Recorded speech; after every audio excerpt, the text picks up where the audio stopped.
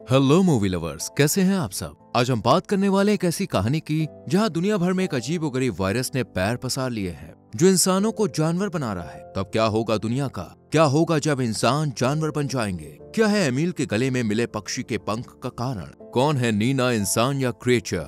क्या फ्रैंकोइज अपनी पत्नी को इस वायरस से बचा पाएगा? ये सब जानने के लिए इस मूवी की कहानी को एंड तक देखें। कहानी की शुरुआत होती है और हम फ्रैंकोइज नाम के आदमी को देखते हैं जो अपने बेटे एमिल और डॉग एल्बर्ट के साथ अपनी बीवी को देखने के लिए हॉस्पिटल जा रहा था। रास्ते में ट्रैफिक लग जाता है और फ्रैंकोइज एमिल के बीच बहस शुरू हो जाती है। बहसबाजी ज्यादा होने पर एमिल कार से बाहर निकलता है और उसकी नजर एक एम्बुलेंस पर पड़ती है जिसमें से अजीबोगरीब आवाजें आ रही थी। इतने में फ्रैंकोइज भी यहाँ पहुंच जाता है और दोनों वहीं छुप जाते हैं। तभी एक क्रिएचर जिसके ईगल की तरह पंख थे वो एम्बुलेंस से बाहर निकलकर स्टाफ को मारता है और यहाँ से भाग जाता है। थोड़ी देर में फ्रैंकोइज और एलिन भी हॉस्पिटल पहुंच जाते हैं जहाँ हमें एक छोटा बच्चा नजर आता है जिसके मुंह से अजीब टेंटिकल्स बाहर आ रहे थे। दरअसल पूरी दुनिया में एक वायरस फैल चुका है जिसकी चपेट में आने वाला शख्स क्रिएचर्स में बदल रहा है। फ्रैंकोइज की बीवी भी इसी वायरस का शिकार है जो कुछ समय पहले तक घर पर ही थी, लेकिन अब क्योंकि सरकार इन क्रीचर्स पर रिसर्च कर रही है ताकि इन्हें वापस नॉर्मल किया जा सके, इसलिए फ्रैंकोइज की पत्नी को हॉस्पिटल में शिफ्ट किया गया है।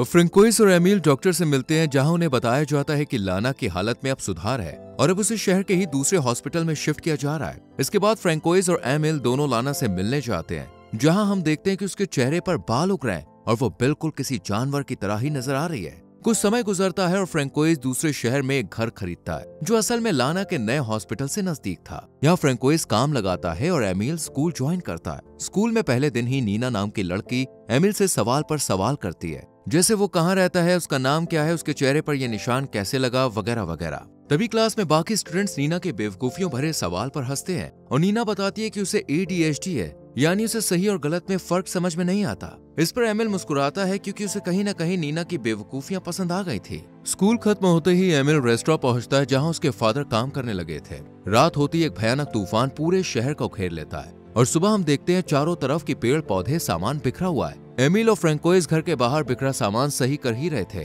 कि तभी फ्रैंकोइज को एक कॉल आता है और वो इमरजेंसी में एमिल के साथ एक लोकेशन पर पहुंचता है। दरअसल लास्ट डे लाना को हॉस्पिटल वाले शिफ्ट करने के लिए बाकी मरीजों के साथ ले जा रहे थे, लेकिन तूफान की वजह से एम्बुलेंस का एक्सीडेंट हो गया और वो तालाब में गिर गई। यहाँ पहुंचते ही जूलिया ऑफिसर फ्रैंकोइज को बताती है कि लाना और 40 दूसरे पेशेंट तूफान का फायदा उठाकर कल रात को यहाँ से भाग निकले। फिलहाल पुलिस उनकी तलाश कर रही है। फ्रैंकोइज ये सोचकर परेशान हो जाता है कि लाना अब मिसिंग है, इसलिए रात को वो अपने और एमिल के कपड़े घर के बाहर टांग देता है ताकि लाना अगर यहाँ पे आए तो इन कपड़ों की स्मेल से अपने घर परिवार को पहचान ले। एमिल भी फ्रैंकोइज की मदद कर ही रहा था कि तभी उसे एक अजीब सा क्रिएचर नजर आता है जिसे देखकर एमिल घबरा जाता है, पर फिर वो क्रिएचर कहीं गायब हो जाता है। अगले दिन स्कूल में एमिल को पता चलता है कि बीती रात के तूफान को डिजास्टर घोषित कर दिया गया है। उस तूफान का फायदा उठाकर कुछ एनिमल ह्यूमन भी भाग निकले हैं। अब एनिमल ह्यूमन का नाम सुनते ही एमिल के हाथ से बॉक्स गिर जाता है, जिस पर नीना पूछती है क्या हुआ, पर एमिल कोई जवाब नहीं देता। इतने में वहाँ टग ऑफ बी वॉर गेम शुरू हो जाता है और एमिल एक ही वॉर में सामने वाली पूरी टीम को आउट कर देता है,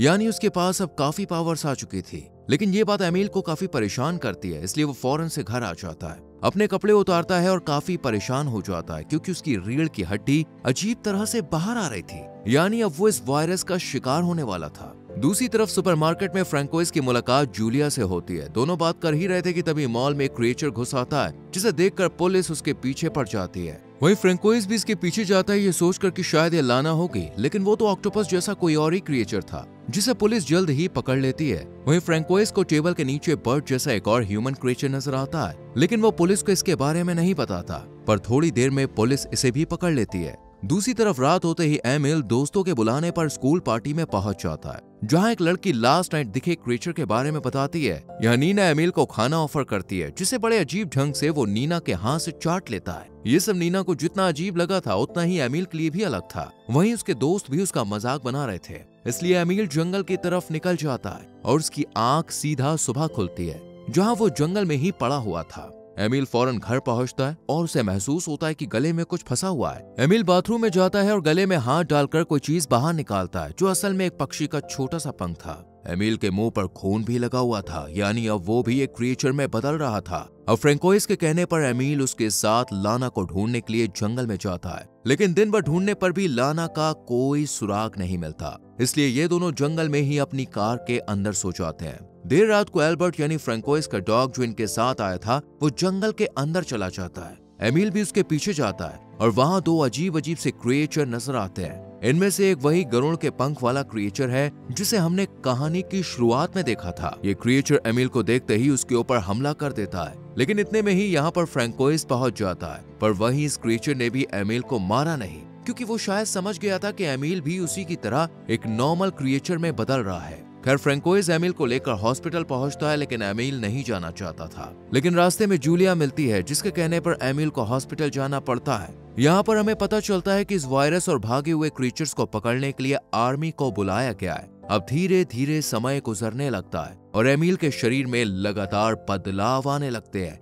जिनका असर उसकी डेली लाइफ पर भी पड़ता है। जैसे अब वो सही से पैडल नहीं मार सकता था। साइकिल पर कदम लड़खड़ाते हुए नीना एमिल को देख लेती है और उसे अपने साथ अपने घर ले जाती है, जहाँ फ्रिज में एमिल की नजर एक मरी हुई बर्ड पर पड़ती है, जिसका रंग बिल्कुल वैसा ही था जैसा पंख एमिल को अपने गले में मिला था। नीना बताती है कि ये बर्ड बाहर मरी हुई पड़ी थी, मैंने तो बस इसे उठा के यहाँ पे रखा है। ये सुनकर एमिल को अजीब लगता है, लेकिन नीना बताती है कि मैं इस बर्ड को आर्मी को देना चाहती हूँ, ताकि वो इसे उन क्रिएचर्स को खाने के लिए दे सके।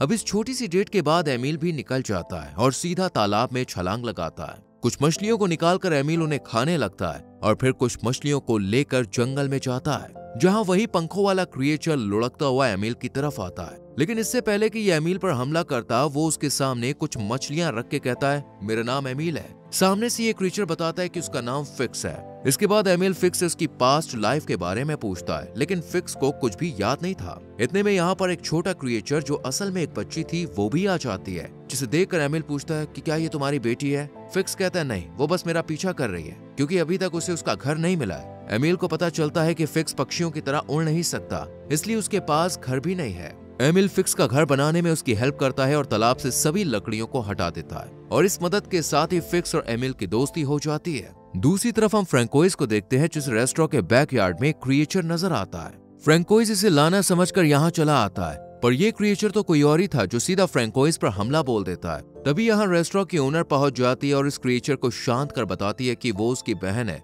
जिसे पुलिस से बचाने के लिए यहाँ बांध के रखा है। ये सुनते ही फ्रैंकोइस को भी लाना की याद आ जाती है और वो फौरन जंगल में जाता है, जहाँ उसे कोई क्रिएचर तो नजर आया, लेकिन वो लाना नहीं थी। पर फिर भी फ्रैंकोइस जूलिया से झूठ कहता है कि उसने जंगल में लाना को देखा, ताकि पुलिस लाना को ढूंढने में उसकी हेल्प कर सके। अगले दिन स्कूल में एमिल के दोस्त इन्हीं क्रिएचर्स के बारे में बात करते हैं कि अब धरती ही नहीं बाकी हिस्सों में भी ये क्रिएचर्स मिल रहे हैं और दुनिया दो हिस्सों में बढ़ती जा रही है। इसके बाद वो फिक्स के पास पहुंचता है, जहां फिक्स उड़ने की प्रैक्टिस कर रहा होता है, लेकिन कामयाब नहीं होता। शाम को फ्रैंकोइस जंगल में जाता है, जहां उसे एमिल की साइकिल नजर आती है। उसे कुछ भी समझ में नहीं आता, लेकिन वो साइकिल लेकर घर आ जाता है, जहां बाथरूम की सिंक सील हो रही थी। फ्रैंकोइस जब सिंक खोलता है तो उसमें उसे एमिल के टूटे हुए नाखून नजर आते हैं। वो समझ जाता है कि एमिल के साथ कुछ तो गड़बड़ है। रात होते ही एमिल भी अपने घर पहुंचता है, लेकिन यहाँ दरवाजे पर पहुंचते ही फ्रैंकिस उसे अपने नाखून दिखाने को कहता है। एमिल इनकार करता है और फ्रैंकोइस के नाखून दिखाने पर यहाँ से भागना शुरू कर देता है। पर कुछ दूर जाते ही फ्रैंकोइस उसे पकड़ लेता और पूछता है कि मुझे बताओ क्या हुआ है। तब एमिल जोर जोर से रोते हुए बताता है कि अब वो भी क्रिएचर में बदल रहा है। फ्रैंकोइस उसे समझाता है कि वो दोनों मिलकर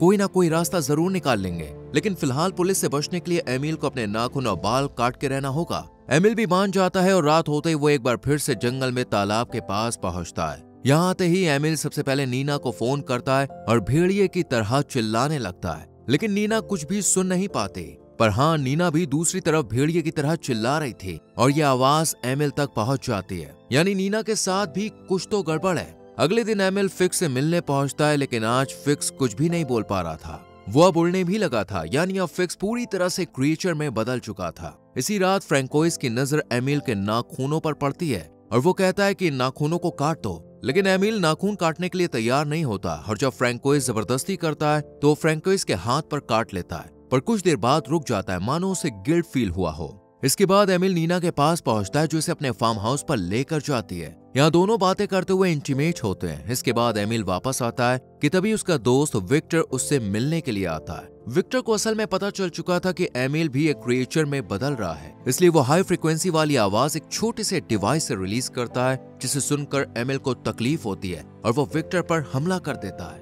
विक्टर की आवाज सुनकर आसपास के आर्मी ऑफिसर, पुलिस इसी दिशा में बढ़ती है, पर तभी यहाँ पर फिक्स आता है और एक ऑफिसर को मार देता है। फिक्स के साथ एमिल भी यहाँ से भागने लगता है और वहीं विक्टर भी पुलिस को बता देता है कि उसकी ये हालत एमिल ने की है। गार्ड्स की नजर भी एमिल पर पड़ती है और वहाँ से फायरिंग की जाती है, जिस वजह से बेचारा फिक्स मारा जाता है, लेकिन एमिल जंगल से भागने में सफल हो जाता है। जंगल में एमिल की नजर एक क्रिएचर पर पड़ती है जो असल में उसकी माँ लाना ही थी। लाना एमिल को देखकर वापस जंगल में जाने लगती है, पर एमिल भी उसका पीछा करते हुए जंगल के अंदर पहुंचता है जहां सभी क्रिएचर्स रहते थे। इतने में यहाँ ऑफिसर्स भी पहुंच जाते हैं और एक एक कर सभी क्रिएचर्स को पकड़ना शुरू कर देते हैं। ये लोग एमिल को भी पकड़ते हैं, लेकिन एक नॉर्मल इंसान के रूप में, क्योंकि इन्हें लग रहा था कि एमिल शायद यहाँ गलती से आ गया होगा। पुलिस स्टेशन में एमिल को छुड़ाने के लिए फ्रैंकोइस पहुंचता है और कॉप्स कहते हैं कि एमिल को इस पेपर पर साइन करना होगा जिसमें लिखा था कि वो जंगल में गलती से पहुंच गया था। एमिल पेन पकड़ता तो है लेकिन साइन नहीं कर पाता, क्योंकि वो पेन को ठीक से पकड़ नहीं पा रहा था। इस वजह से एमिल गुस्से में घुर्राने लगता है, जिसकी आवाज पुलिस ऑफिसर भी सुन लेते हैं।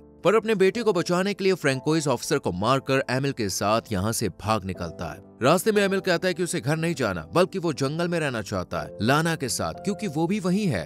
फ्रैंकोइस भी समझ जाता है कि उसे एमिल को जाने देना चाहिए, क्योंकि ये उसकी दुनिया नहीं है। इसलिए वो गाड़ी जंगल की तरफ मोड़ता है और कहानी के एंड में हम एमिल को भेड़िए की तरह घुर्राते हुए जंगल में देखते हैं, जो अब काफी खुश था। तो दोस्तों, इसी के साथ कहानी यहीं पर खत्म हो जाती है। वैसे आपको ये आधे इंसान आधे जानवर की कहानी कैसी लगी कमेंट सेक्शन में जरूर बताएं। वीडियो अच्छी लगी हो तो लाइक करें, शेयर करें और चैनल को सब्सक्राइब करके बेल आइकॉन प्रेस करें, जिससे आने वाली वीडियोस आपसे मिस ना हो। मिलते हैं आपसे अगली वीडियो में। Till then bye bye.